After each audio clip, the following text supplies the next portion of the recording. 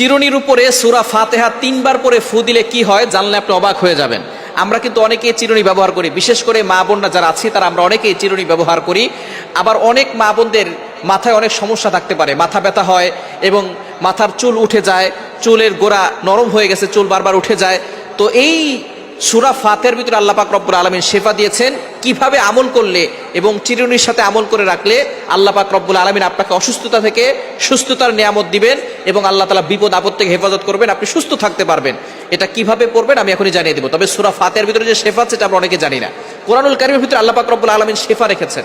আল্লাহ পাক রব্বুল আলামিন নিজে বলে দিয়েছেন 15 নম্বর পারা 9 নম্বর পৃষ্ঠার 2 নম্বর লাইন, সূরা বনী ইসরাঈলের 82 নম্বর আয়াত আল্লাহ বলছেন, ওয়ানুনাজ্জিলু মিনাল কুরআন মা হুয়া শিফাউ ওয়া রাহমাতুল লিল মুমিনিন। আমি আল্লাহ তাআলা মুমিনদের জন্য এই কোরআনটা রহমত হিসেবে শেফা স্বরূপ নাজিল করে দিয়েছি। সুবহানাল্লাহি বিহামদি। সুতরাং কোরআনের ভিতরে শেফা আছে, আর এই সূরা ফাতিহার ভিতরে শেফা আছে। নবী সাল্লাল্লাহু আলাইহি ওয়াসাল্লাম নিজে বলে দিয়েছেন। সূরা ফাতিহাকে বলা হয় আয়াতুশ শিফা, অর্থাৎ শেফার আয়াত। এই সূরা ফাতিহার ভিতরে অনেক শেফা আছে। আপনার পেটে ব্যথা, আপনার যে কোনো জায়গায় ব্যথা হচ্ছে, আপনি সূরা ফাতিহা 7 বার করে পানিতে ফু দিয়ে খাবেন, দেখবেন আল্লাহ তাআলা ব্যথা কমিয়ে দিয়েছেন। আপনি অসুস্থ, প্রচন্ড জ্বর, সূরা ফাতিহা 7 বার করে পানিতে ফু দিয়ে খাবেন।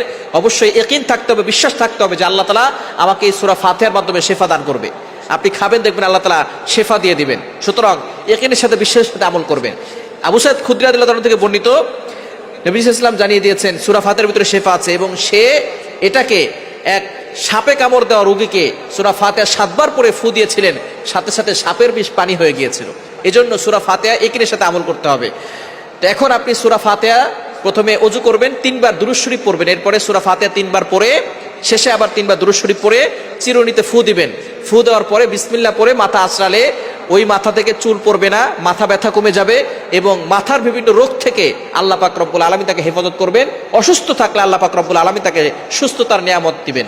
এজন্য অবশ্যই সুস্থতা হচ্ছে বড় একটি নিয়ামত, আর মাথা ব্যথা হচ্ছে বড় সমস্যা। মাথা ব্যথা হলে আর মাথাকে জাগিয়ে রাখা যায় না, শুয়ে পড়তে হয়। অনেক সময় দেখা যায় শুইলেও কাজ হয় না। এজন্য অনেক সময় দেখবেন মাথা ব্যথা হয় এবং মাথার বিভিন্ন সমস্যার কারণে চুল পড়ে যায়। তো সূরা ফাতিহা পরে যদি চিরুনিতে ফু দিয়ে আপনি মাথা আঁচড়ান, তাহলে দেখবেন আপনার চুল পড়া বন্ধ হয়ে যাবে এবং মজবুত হবে গোড়া এবং আপনার মাথার সকল সমস্যা দূর হয়ে যাবে। আল্লাহ তাআলা আমাদের সকলকে সূরা ফাতিহার মাধ্যমে শেফা দান করুক। সকলে বলেন আমিন।